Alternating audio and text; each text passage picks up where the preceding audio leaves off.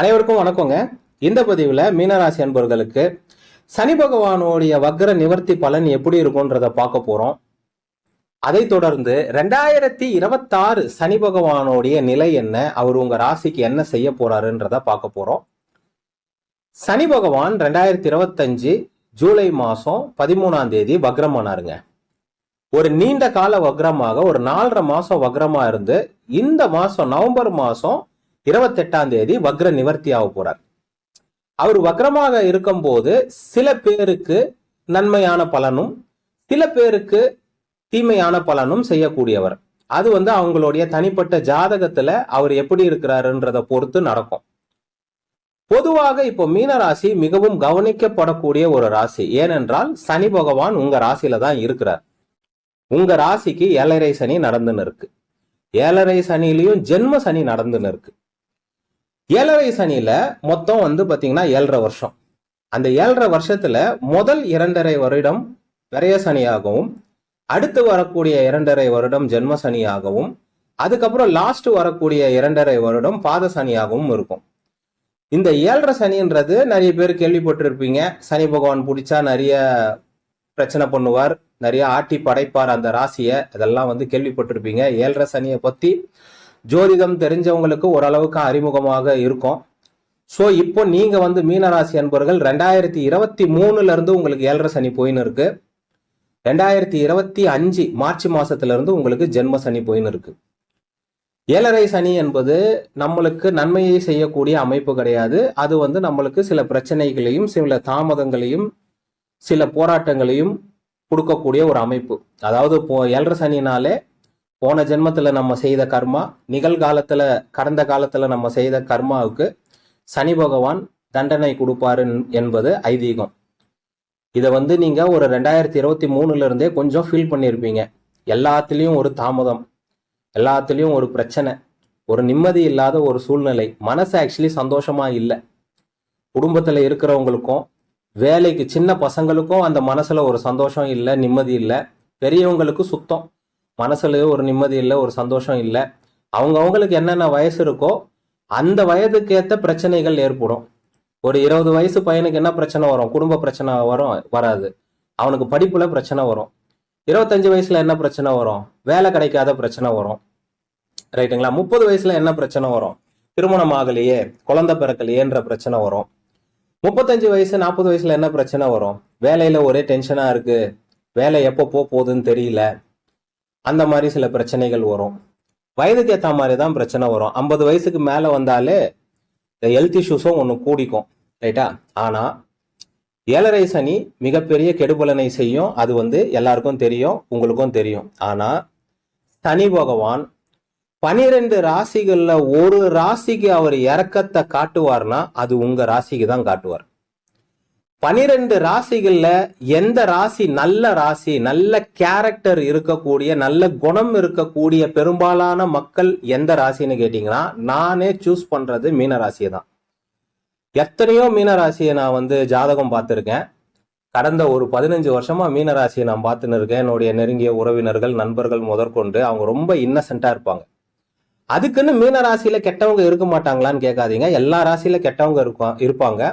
ஆனா பெரும்பாலான மக்கள் யாருக்கும் கெடுதல் பண்ணாம, மீனராசிக்கு மட்டும் அப்பேற்பட்ட ஒரு அற்புதமான கேரக்டர், யாருக்கும் கெடுதல் பண்ணாம தான் உண்டு தான் வேலை உண்டுன்னு இருக்கக்கூடிய ஒரே ஒரு ராசி மீனராசி. சனி பகவானுக்கு ரொம்ப பிடிச்ச ராசி. சனி பகவான் 2 குரு ஆதிக்கம் கொண்ட ராசியை, குரு பகவான் தன் அதிபதியாக கொண்ட ராசி தனுசு ராசி, மீனராசி. இந்த 2 ராசிய அடிக்கிறதுக்கு சனி பகவான் கொஞ்சம் தயங்குவார். அதுலயும் தனுசு ராசியை கூட கொஞ்சம் அடிப்பார். மீன ராசியை அடிக்கிறதுக்கு கொஞ்சம் தயங்குவார். நான் வேணா உங்களுக்கு சொல்றேன், ஒரே ஒரு நானே சொல்றேன், நிறைய வீடியோ போட்டிருப்பேன், பழைய வேற ராசிக்கு போட்ட வீடியோ பாருங்க, இந்த ராசியோடைய வீடியோவும் பாருங்க. மீன ராசிக்கு மட்டும் அவர் கொஞ்சம் சாஃப்டா பிஹேவ் பண்ணுவார். உண்மையான 7.5 சனி பலனை நீங்க பார்க்கவே மாட்டீங்க. உண்மையான 7.5 சனி பலனை மேஷராசி, விருச்சிக ராசி, கடக ராசி, சிம்ம ராசி, மகர ராசி எல்லாம் பார்ப்பாங்க. ஆனா நீங்க பார்க்க மாட்டீங்க. 12 ராசிகள்லயே கொஞ்சம் சாஃப்டா ஹேண்டில் பண்ணுவார் உங்களை. ஏன்னா உங்களுக்கு பேசிக்காவே கொஞ்சம் கர்மா கம்மியா இருக்கும் மீன ராசிக்கு. சரிங்களா? அதுதான் உங்களுக்கு இருக்கக்கூடிய பெரிய குட் நியூஸ். 2023 இருந்தே நிறைய பிரச்சனையை ஃபேஸ் பண்ணின்னு இருக்கிறீங்க. அதுவும் இந்த வருஷம் தொடக்கத்துல இருந்து உங்களுக்கு ஜென்ம சனியாக இருந்தது. சில பேருக்கு அதிர்ஷ்டவசமாக இந்த அவங்களுடைய பிறப்பு ஜாதகத்துல சனி பகவான் நிலையை கொண்டு, சில பேருக்கு அவங்களுடைய பிறப்பு ஜாதகத்திலேயே சனி பகவான் வக்ரமானா சில நன்மைகள் நடக்கும். சோ அந்த காலகட்டத்துல தான் இப்போ இருக்கிறீங்க. இப்போ வக்ர நிவர்த்தி ஆன பிறகு அவர் நேர் வலுவுக்கு வந்துருவார். சரிங்களா? சோ ஜென்ம சனியாக இருக்கும். ஜென்ம சனினா என்னன்னு கேட்டீங்கன்னா, எல்லாத்திலயும் கொஞ்சம் தாமதத்தை ஏற்படுத்துவார். உங்களுக்கு நிறைய திறமை இருக்கும், ஆனா அதெல்லாம் வேலை செய்யாது. உங்ககிட்ட பணம் இருக்கும், செல்வாக்கு இருக்கும், திறமை இருக்கும், படிப்பு இருக்கும், நல்லவங்களா இருப்பீங்க, நேர்மையா இருப்பீங்க, ஆனா எதுவுமே ஒர்க் ஆகாது. அதுதான் அங்க விஷயம். எல்லாரும் நீங்க புலம்பக்கூடிய விஷயம் என்னன்னா, நான் பாட்டு சிவனேன்னு இருக்கிறேன், என் மேனேஜர் என்னை வந்து கத்துறாரு, நான் எந்த தப்புமே பண்ணல, ஒழுங்கா வேலை செஞ்சுன்னு இருக்கேன், என்னை போய் வேலையில இருந்து தூக்கிட்டாரு, நான் ஒழுங்கா என் வேலையை நான் கடமையை பண்ணின்னு இருந்தேன், வேலை போயிடுச்சு, வீட்டுல அப்பா அம்மா கிட்ட நல்ல பேர் இல்லை, இந்த மாதிரி எல்லாம் சொல்லுவீங்க. 7.5 சனினா அதான், உங்களை வந்து சோதனை பண்ணுவாங்க, உங்களுக்கு டெஸ்ட் வைப்பாங்க, உங்களை சோதனை பண்ணி உங்களை வந்து பார்ப்பாங்க, இவனை எந்த அளவுக்கு சோதிக்கலாம். நல்லவங்களை நீங்க நிறைய புராண கதைகள்லாம் பார்த்துருப்பீங்க. ஒரு 7.5 சனியோட கதை கூட ஒன்று இருக்கும். ஒருத்தர் வந்து அர்ச்சகரா இருப்பாரு, அவர் வந்து பெருமாளுடைய நகையை திருடிட்டாங்கன்னு சொல்லிட்டு ஒரு பொய் இது போட்டு அவருக்கு தண்டனை கொடுப்பாங்க. அப்புறம் பெருமாள் வந்து காட்சி கொடுத்து அவர் வந்து காப்பாத்துவார். அந்த மாதிரி நீங்க எந்த தப்புமே பண்ணாம, உங்களுக்கு நல்லா படிச்சிருப்பீங்க, நல்ல நாலேஜ் இருக்கும், ஆனா வேலை கிடைக்காது. நல்லா படிச்சிருப்பீங்க, நல்லா படிக்காதவன் நல்ல சம்பளத்துல இருப்பான், உங்க நண்பர்கள் நல்ல சம்பளத்துல இருப்பாங்க, ஆனா நீங்க அந்த சம்பளத்தை எதிர்பார்த்தீங்கன்னா உங்களுக்கு கிடைக்காது. அதுதான் ஜென்ம சனி. ஸோ எல்லாத்துலயுமே தாமதம் ஏற்படும், குடும்பத்துல தேவையில்லாத பிரச்சனைகள் ஏற்படும், கணவன் மனைவிக்குள்ள தேவையில்லாத பிரச்சனைகள் ஏற்படும். ஆனா இந்த ஜென்ம சனிலையும் உங்களுக்கு ஒரு நல்லதும் இருக்குது, அதையும் நான் சொல்றேன். சரிங்களா? குடும்பத்துல சில பிரச்சனைகள் ஏற்படும், திருமண வாழ்க்கையில கொஞ்சம் பிரச்சனை ஏற்படும். திருமணம் தாமதம் ஆகுதுன்னா ரொம்ப நல்லதுன்னு நினைச்சுக்கோங்க. எப்பவுமே ஜென்ம சனி முடிகிற டைம்ல கல்யாணம் பண்றது நல்லது. எப்பவுமே நிறைய பேருக்கு 7.5 சனியில தான் கல்யாணம் ஆகும், ஜென்ம சனியில கல்யாணம் ஆகும். ரைட்டா? எதுக்குன்னா, நீங்க இவ்வளவு நாள் தனியா வந்து இருந்திருப்பீங்க, ஃப்ரீடமா இருந்திருப்பீங்க, சந்தோஷமா இருந்திருப்பீங்க, உங்களுக்கு பிடிச்ச வாழ்க்கைய வாழ்ந்திருப்பீங்க. உங்களுடைய வாழ்க்கையில இன்னொருத்தவங்க வரும்போது அவங்களோட அட்டாச்மெண்ட் ஆகிறது கொஞ்சம் டிஃபிகல்ட்டா இருக்கும். ஸோ அந்த டைம்ல வந்து கொஞ்சம் இந்த 7.5 சனி நடக்கும் போது, அதனாலதான் திருமணம்லாம் லேட்டா பண்ணுங்க, 7.5 சனி முடிகிற டைம்ல பண்ணுங்கன்னு ஜோதிடரான நான் சொல்லுவேன். ஆனா அந்த 7.5 சனியில தான் கல்யாணம் ஆகும். ஏன்னா அப்படி கல்யாணம் பண்ணி வச்சாதான் உங்களை சோதனை பண்ண முடியும். ரைட்டா? ஸோ திருமணம் தாமதம் ஆகிறவங்க கவலையே படாதீங்க, ரொம்ப நல்லதுக்கு. இன்னொன்னு, 2022, 23, 24 எல்லாம் கல்யாணம் பண்ணவங்க குழந்தை உடனே பிறக்கலையே, குழந்தை நிக்கலையேலாம் ஃபீல் பண்ணாதீங்க. எல்லாமே தாமதமாகும், எதுவுமே உங்க கம்ப்ளைண்ட் கிடையாது, இது எல்லாமே இயற்கை தான். ஸோ வந்து எதுக்குமே கவலைப்படாதீங்க, எதுக்குமே வேதனைப்படாதீங்க. வேலை மெயினா இந்த மீனராசிக்கு இது வரைக்கும் நான் பார்க்குற பெரிய கம்ப்ளைண்ட்டே வேலையில தான் கம்ப்ளைண்ட், வேலையிலையும் பிஸ்னஸ்லையும் தான் கம்ப்ளைண்ட். வேலை நிறைய பேருக்கு இந்த 2025 வேலை போயிருக்கு மீனராசி அன்பர்களுக்கு. அதுவும் வெளிநாட்டில் வேலை செஞ்சுன்னு இருக்கிறவங்களுக்கு நிறைய பேருக்கு வந்து வேலை போயிருக்கு. அங்கே வேலையில் ஒரு பிரச்சனையாக இருக்குது, வேலையில் ஒரு டிப்ரெஷனாக இருக்குது. 2025 என்னைக்கு ஸ்டார்ட் ஆச்சோ அன்னிலேருந்து நீங்கள் கொஞ்சம் டிப்ரெஷனில் இருக்கிறீங்க, மன அழுத்தத்தில் இருக்கிறீங்க, கொஞ்சம் நிம்மதியாக இல்லை, கொஞ்சம் சந்தோஷமாக இல்லை, அப்படி போயின்னு இருக்கு. இது எல்லாமே ஜென்ம சனி முடிஞ்ச உடனே மாறிடும். எப்பவுமே ஒரு மனுஷனுக்கு 7.5 சனி 7.5 வருஷனும் கெடுபலனை செய்யாது. ஒரு ஒரு வருஷம் இல்லை 2 வருஷம், ஒரு 3 வருஷம் தான் கொஞ்சம் இதுவாக இருக்கும். அந்த கெடுபலன் முடிஞ்சு போச்சுன்னா அதுக்கப்புறம் அது மாற்றம் ஏற்பட்டுரும். சரிங்களா? இந்த ஜென்ம சனிலையும் 2026லயும் உங்களுக்கு சில நல்ல விஷயங்கள் நடக்க போகுது. என்னன்னு நான் சொல்றேன். உங்களுக்கு பண வரவு இருந்துகிட்டே இருக்கும். என்னதான் உங்களுக்கு வேலை போனாலும், என்னதான் உங்க வாழ்க்கையில சில பிரச்சனைகள் இருந்தாலும், குடும்ப பிரச்சனையும் இருந்தாலும், வேலையே உங்க கையில இல்லைனாலும், ஆனா உங்களுக்கு பண வரவு மட்டும் இருந்துகிட்டே இருக்கும். பணம் மட்டும் எங்க இருந்தாச்சும் சில சப்போர்ட் வரும். ஏன்னா நீங்க குருவோட ராசியில பிறந்திருக்கிறீங்க. இந்த உலகத்துக்கே பணத்தை கொடுக்கிறவர் அவர் தான். பணம், பேரு, புகழ், செல்வம், குழந்தைய கொடுக்கக்கூடியவர் அவர் தான். நிறைய பேருக்கு இந்த ஜென்ம சனியில குழந்தை பிறக்கும், நிறைய பேருக்கு இந்த ஜென்ம சனியில கல்யாணம் ஆகும், நிறைய பேருக்கு இது வரைக்கும் இந்த 2025 வேலை போனவங்க எல்லாருக்கும் சனி பகவான் வக்ர நிவர்த்தி ஆன பிறகு வேலை கிடைக்கும். எப்பவுமே நான் வந்து என்கிட்ட ஜாதகம் பார்க்கறவங்களுக்கு எல்லாம் நல்லா தெரியும், எந்த ராசிக்கு 7.5 சனி நடந்தாலும் தாமதமா திருமணம் பண்ணுங்கன்னு சொல்லுவேன். ஆனா மீன ராசிக்கு மட்டும் சில எக்ஸெப்ஷன் கொடுப்பேன். அவங்க ஜாதகத்துல திருமண தோஷம் கம்மியாக இருந்தா 7.5 சனிலேயே திருமணம் பண்ணுங்கன்னு நான் சொல்லுவேன். ஸோ ஒரே ஒரு ராசியை நான் வந்து கொஞ்சம் ஏழரை சனியில லூஸா ஹேண்டில் பண்றது உங்க ராசியை மட்டும்தான். ஸோ பாருங்க, 2026 நிறைய பேருக்கு திருமணம் ஆகும், எழுதி வச்சுக்கோங்க.